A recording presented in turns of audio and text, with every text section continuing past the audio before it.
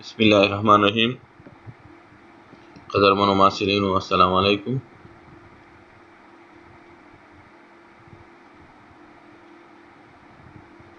Lecture number 3 तराजू Kranich obstructive pulmonary disease मुश्तरक कړی و او د کرانیک برانکایټس دویمه برخه به په دریم نمبر لیکچر کې وایو.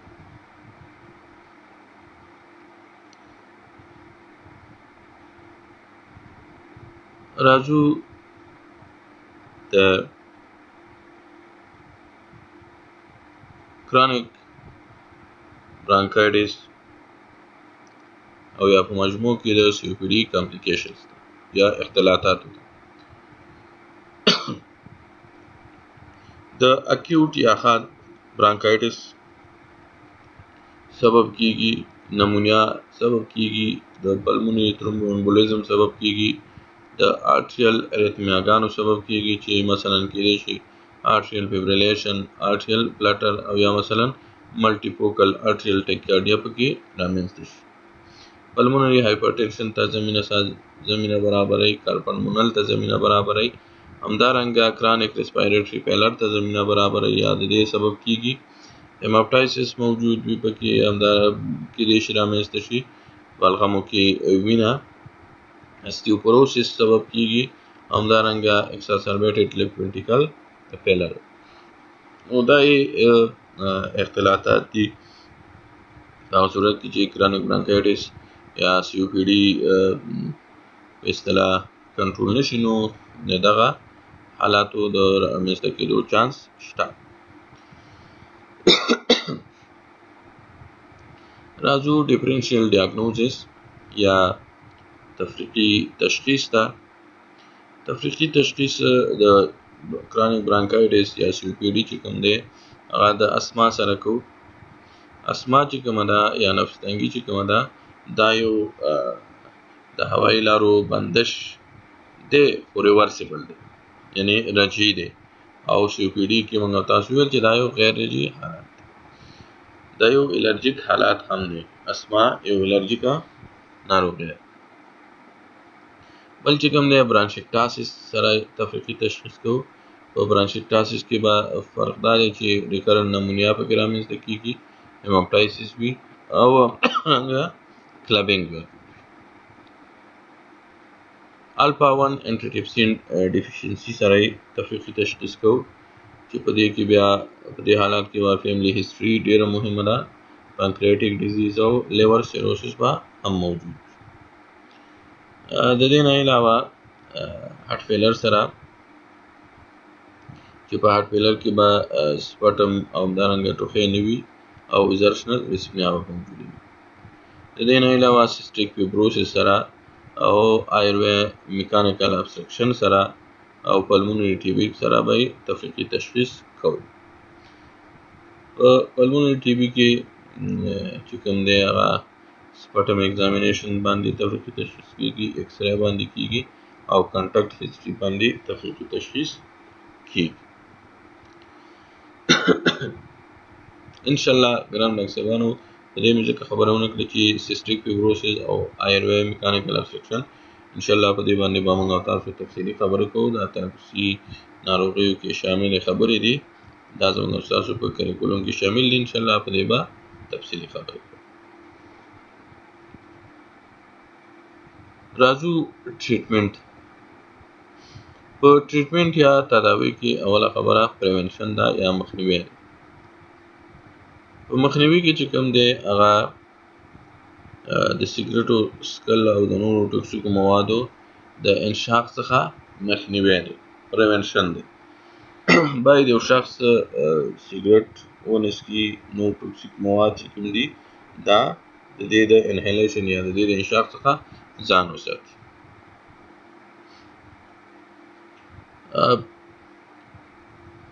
کولی شو چې په طبي ډول سره هم د یو چا مثلا سیګریټ وغیره سکي، نو دا په طبي شکل سره هم څه کو قطع کو. دې ناروغ ته نیکوټین ورکو یا مثلا بوبوپریون ورکو چې دا کېدای شي د انهیلیشن استعمال شي، نزل سپری استعمال شي، چیوینګ او دارنګه سکن پیچ په ډول سره استعمال شي.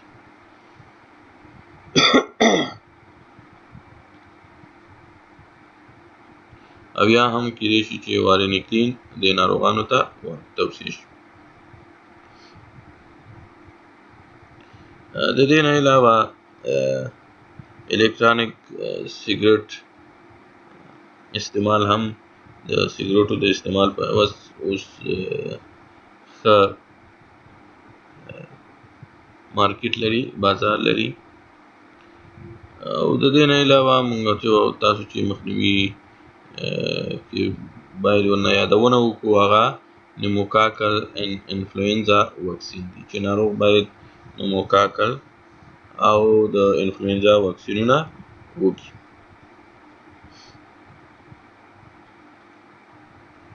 میډیکل ټریټمنټ ته راځو یا طبي تداوي ته راځو د ناروغ.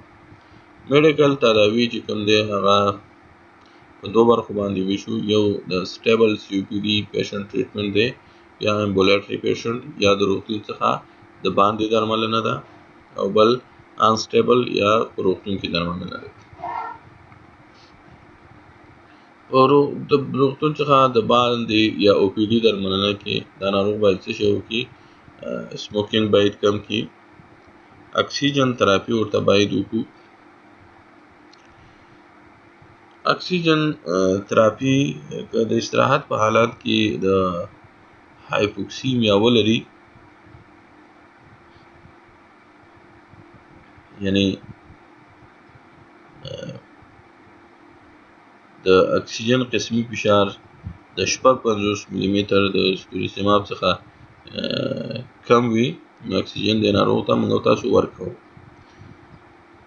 اکسیجن کېدای شي چې د فیس ماسک او یا مثلا د نزل پرنګ د لارې د ناروغ ته ورکو. همدارنګه بیا د پوزې لاره چې کوم ده دا ښه ده، او اندازه په یوه دقیقه کې تقریبا 1 الی 3 لیټره اکسیجن د ناروغ ته ورکوو. او تر هغه وخته پورې ورکوو چې د 55 ملي متر د سټوریسیماب څخه د اکسیجن قسمي فشار زیات شي. د اکسیجن تراپي دلته ډیره ګټه کوي. یوه ګټه یې دا ده چې د لایف سپن زیاتوي، یعنی د ژوندي پاتې کېدو موده زیاتوي. دویم د ژوند کیفیت ښه کوي. او دریم چې کومه دی هغه دا دی چې په روغتون کې د پاتې کېدو موده کموي. نو دغه درې فایدې چې کومې دي دا د اکسیجن تراپي دي. یو دا شو چې د ژوندي پاتې کېدو موده زیاتوي. دویمه خبره د ژوند کیفیت ښه کوي. او په روغتون کې دریمه خبره دا ده په روغتون کې د پاتې کېدو وخت یا ډیوریشن کموي. اکسیجن د ورځې تقریبا 15 ساعتو لپاره ناروغ ته ورکوو. که په سی او پی ډي هایپوکسیمیک ناروغ کې 40 ساعته ورکول نظر د شپې لخوا، نو دا د ناروغ د ژوند کیفیت لا ښه کوي.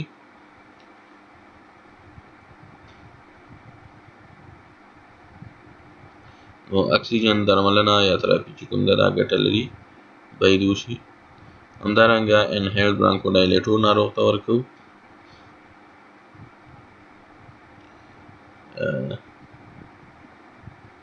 د دې نه یوه خبره باید دلته زه وکړم چې اکسیجن تراپي ټولو هغه ناروغانو ته ورکوو چې هغه پلمونري هایپرټنشن یا مثلا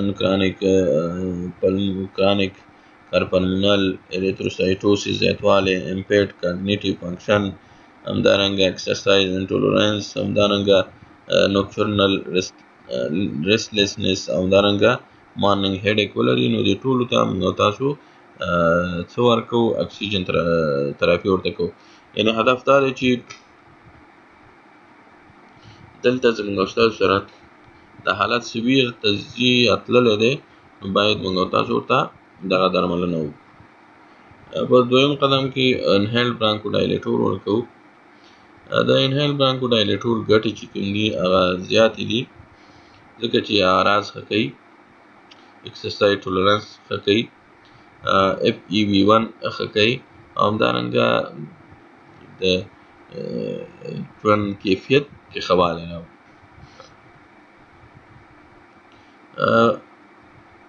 برانکوډایلیټورونه چې کوم دي په دې کې بیا راځو شارټ اکټینګ برانکوډایلیټور او لانګ اکټینګ برانکوډایلیټورونه دي. اول په شارټ اکټینګ باندې خبرې کوو.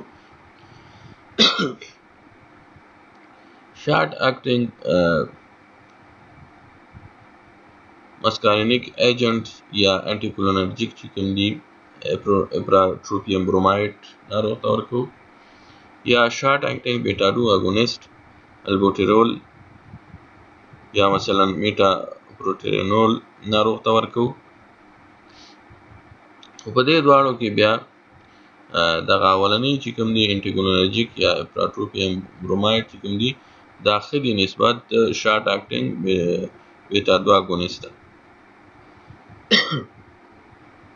مثلا اپراتروپیم برومایډ ناروغ ته ورکوو 6 الی 2 mcg هر 6 ساعته وروسته.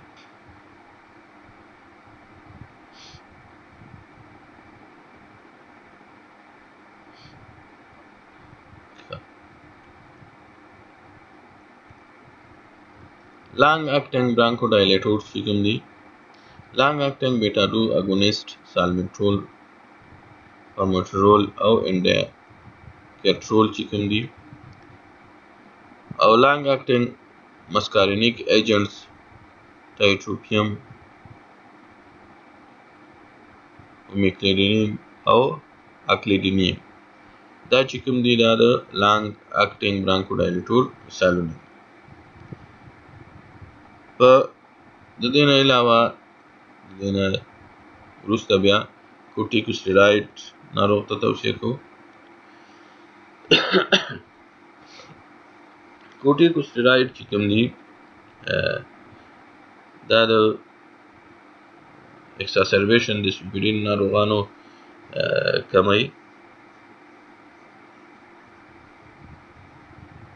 او بل چې کوم دی هغه د ناروغ وظیفوي حالات هم ښه کوي. دغه انهیل کورټیکوسټیراید یوازې په سټیبل COPD ناروغانو کې فرست لاین درملنې په منظور نه ورکول کېږي، بلکې دا په میکس ډول سره یا د بیټا 2 اګونیسټ او یا هم د انټیکولینرجیک سره یو ځای ورکول کېږي. خصوصا اورل کورټیکوسټیراید د اوږدې مودې پورې د COPD په ناروغانو کې نه استعمالیږي. راځو تیوپایلین ته. تیوپایلین چې کوم دی که چېرته پورته دواګانو چې کوم دی نتیجه ورنه کړه نو اورل تیوپایلین ناروغ ته ورکوو. دغه تیوپایلین چې کوم دی دا بیا ډېر ښه تاثیر لري، ځکه دا خو یو دا دی چې برانکوډایلیټور افیکټ لري، د برانکوسونو د توسع سبب کېږي، بل د التهاب ضد سبب هم د التهاب ضد تاثیرات هم لري، او بل چې کوم دی د ډیافراګم سټرنث یا د دې د قوي والي سبب هم کېږي. انټي بایوټیک ته راځو. انټي بایوټیک چې کوم دی بیا په کله ناروغ ته ورکوو کله چې اکیوټ ایکساسربیشن وي، اکیوټ برانکایټس وي، او یا مثلا پریونشن اکیوټ ایکساسربیشن of chronic bronchitis. په exacerbated COPD هغه وخت کې توصیه کېږي چې بلغم موجود وي، مقدار یې زیات وي او ورسره ډسپنیا وي. د انټي بایوټیک سلیکشن یا انتخاب چې کوم دی هغه بیا د دغه فکټورونو پورې اړه پیدا کوي، بیکټیریل ريزسټانس پورې یا د بکټریاګانو مقاومت پورې، ریسک اف سودوموناس ایریجینوزا انفیکشن پورې، یعنی دا بیا یو بل فیکټر دی چې ځینې خلک دا بیا لري، مثلا هغه خلک چې هغوی سودوموناس ایزولوشن تاریخچه ولري. همدارنګه FEV1 د 50% څخه کم وي، او یا مثلا تازه د بستر تاریخچه ولري.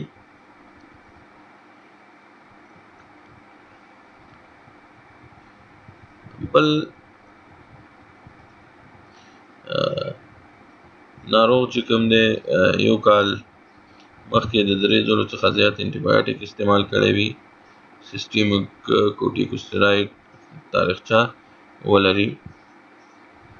ځینې انټي بایوټیکونه چې کوم دي چې د خولې له لارې استعمالیږي، مثلا هغې نه یادونه کومه مثلا ډوکسیسایکلین 100 ملي ګرامه هر 12 ساعته وروسته، یا مثلا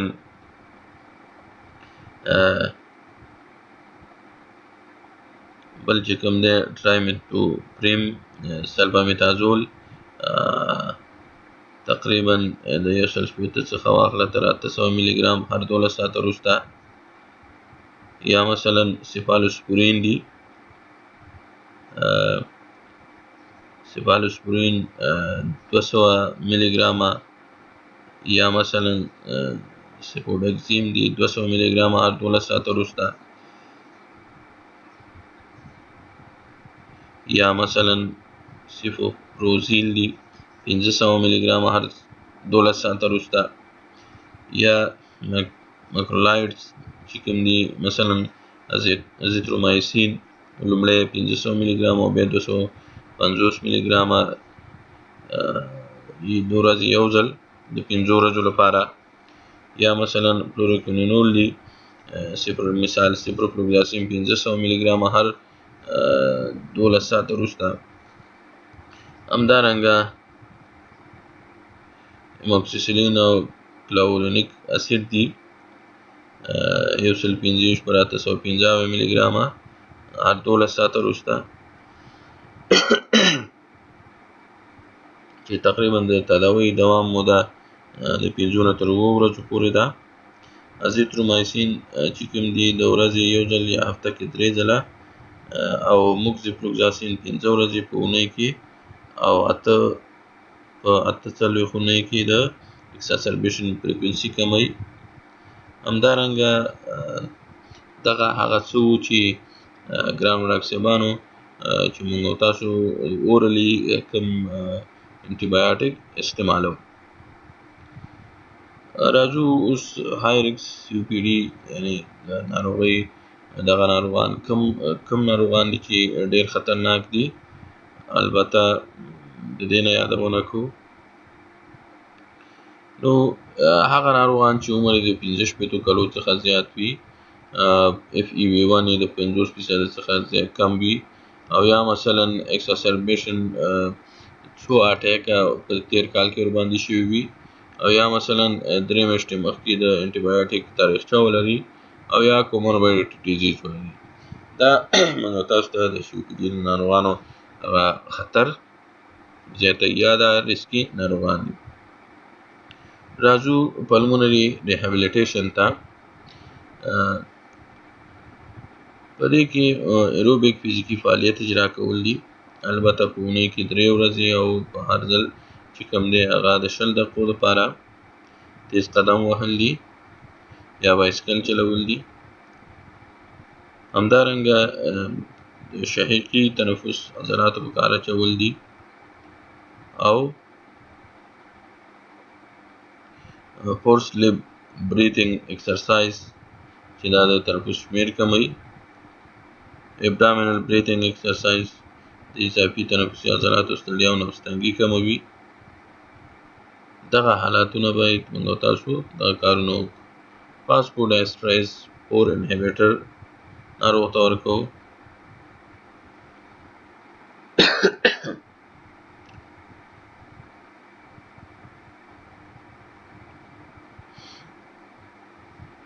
په دې کې روپورومیلاست د مزمن برانکایټس ناروغانو او هغو چې FEV1 یې د 50% څخه کم دی، او هغه ناروغان چې LABA یا لانګ اکټینګ بیتا 2 اګونست او انهیلډ کورټیکوستراید اخلي د COPD اکساسربیشن کموي. راځو عمومي نور اهتماماتو ته چې نور اهتمامات د ناروغانو ته څه شی کوي. ګرانو ډاکټر صاحبانو ناروغانو ته مایعات ورکوو، همدارنګه د بلغم د خارجېدو طریقه ورته ورښایو. د دې نه علاوه چست پرکرشن کوو، سینې قره کوو، پاسچورل ډریناج کوو، ایکسپیکټورانټ میکولایټیک تراپي کوو چې په دې کې بیا شربتونه خاص نتیجه نه لري. د ټوخي د له منځه وړلو یا سپرس کولو دوا او سیډیټیو دواګانې ناروغ ته نه ورکوو. همدارنګه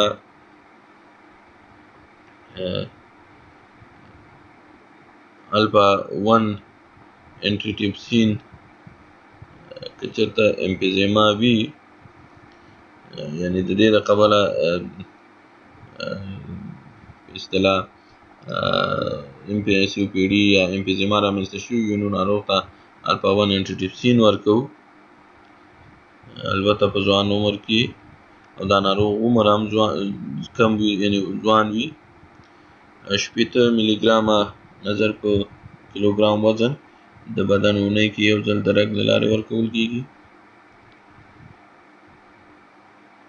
همدارنګه که چېرته ډسپنیا زیاته وي، نو موږ تاسو کولی شو چې ناروغ ته مورفین، اوپیویډ او سیډیټیو هپناټک ډرګز ورکو، او همدارنګه ټرانس نزل پازیټیو پریشر وینټیلیشن کور کې تطبیق.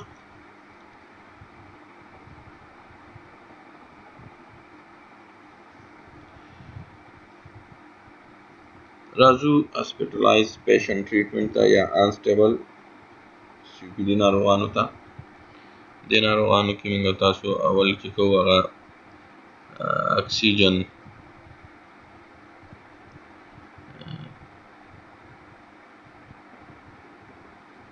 ناروغ ته ورکوو.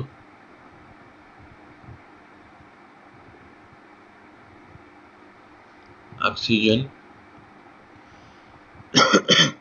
باید د ناروغ پوره شي چې د مشبوع اندازه یې 90 نه تر 94% پورې ده، او د اکسیجن قسمي فشار تقریبا د 80 نه تر 90 ملي متر د سکون سیما پورې وي.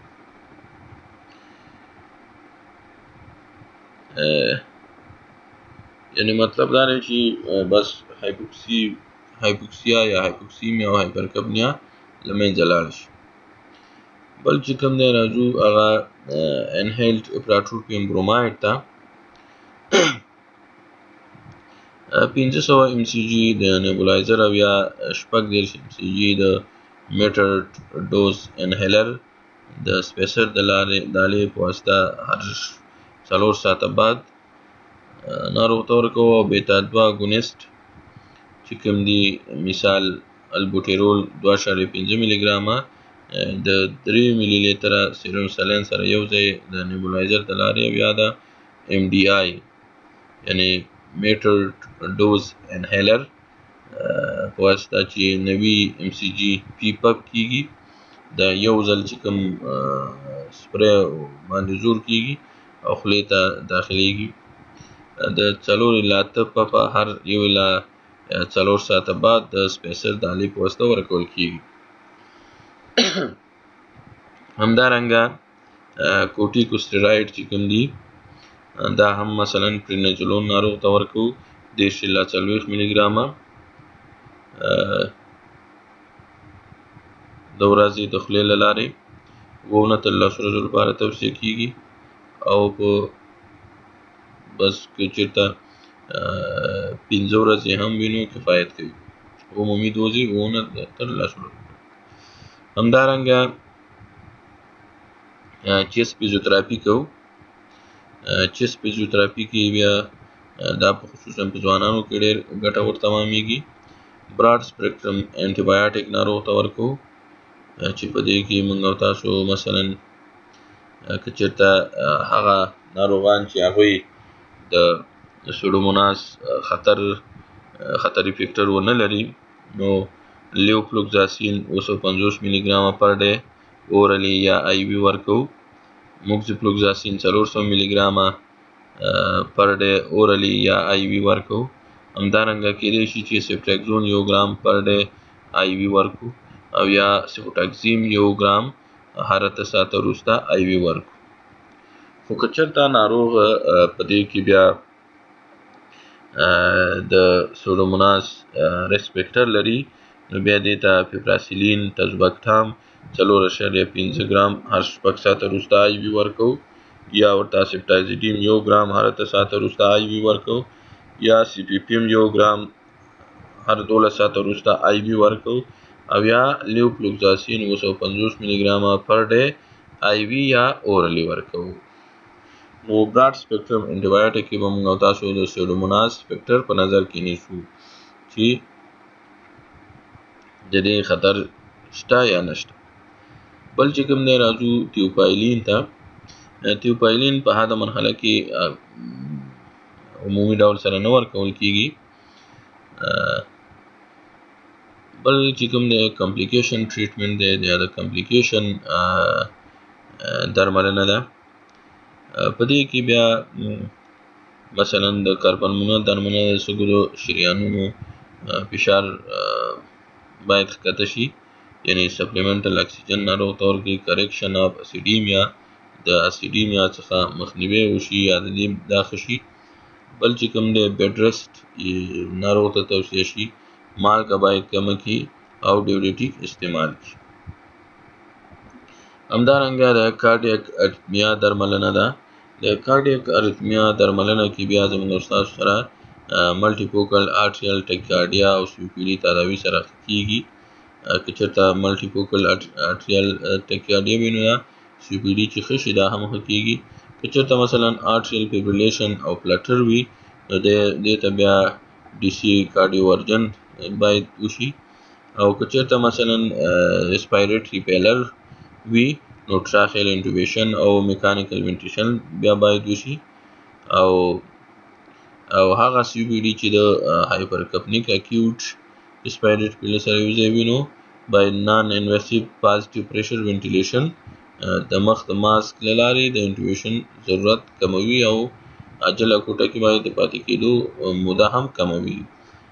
نو په سی پی ډي کې نوزوکومیل انفیکشن پیښې او د انټي بایوټیک استعمال کموي. نور پروسیجرونه هم موږ او تاسو کولی شو چې ناروغ ته سرجیکل پروسیجرونه هم مثلا وکړو. د میډیکل که چېرته میډیکل ټریټمنټ ناکام شي لکه مثلا په دې کې بیا لنګ ټرانسپلانټیشن شامل دی. بل چې کوم دی هغه لنګ والیوم ریډکشن سرجري ده، بولیکټومي ده او په ځینو ناروغانو کې بیا فزیوتراپي توصیه کیږي.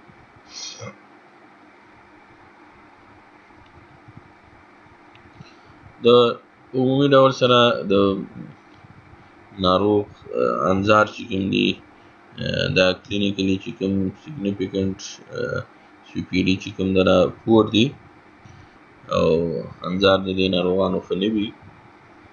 انډیکیشن د هاسپټلایزیشن لپاره یا د بستر کېدو لپاره څه شی دي؟ د بستر کېدو لپاره انډیکیشن چې کوم دي هغه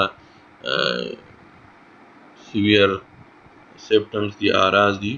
او پی ډي درملنې ناکامېدل دي، هایپوکسیا ده، هایپرکپنیا ده او پیریفرل ایډیما ده یعنی د اکسیجن کموالی، د کاربن ډای اکساید زیاتوالی او محیطي ایډیما ده. همدارنګه په ذهني توازن خرابوالی دی. همدارنګه انډیکویټ هوم کیر نشي کولی چې خپل روزمره فعالیت سرته ورسوي. همدارنګه خوب نشي کولی. همدارنګه خپل هغه نیوټریشن مینټین نشي ساتلی. همدارنګه ډیهایډریشن رامنځته شوی وي د اعراضو له وجې او کوموربیډیټي ډیزیز دا ټول هغه څه دي چې دا زموږ ستاسو سره په څه کې مدد کوي، البته په دا استطبابات دي چې دغه ناروغان که چېرته د COPD دغه اعراض لري، دغه نښې لري، نو دا باید موږ او تاسو بستر کړو. ګرانو محصلینو، انشاءالله دا و د دریم لیکچر چې پکې مو اوږده درملنه او کامپلیکیشنونو په دې باندې ډیفرنشیل ډیاګنوز باندې خبرې وکړې. انشاءالله آینده لیکچر به زموږ ستاسو امفیزیما وي، انشاءالله په هغې باندې به بیا خبرې کوو. په مخه مو ښه وشه، الله مو خوشحاله لره.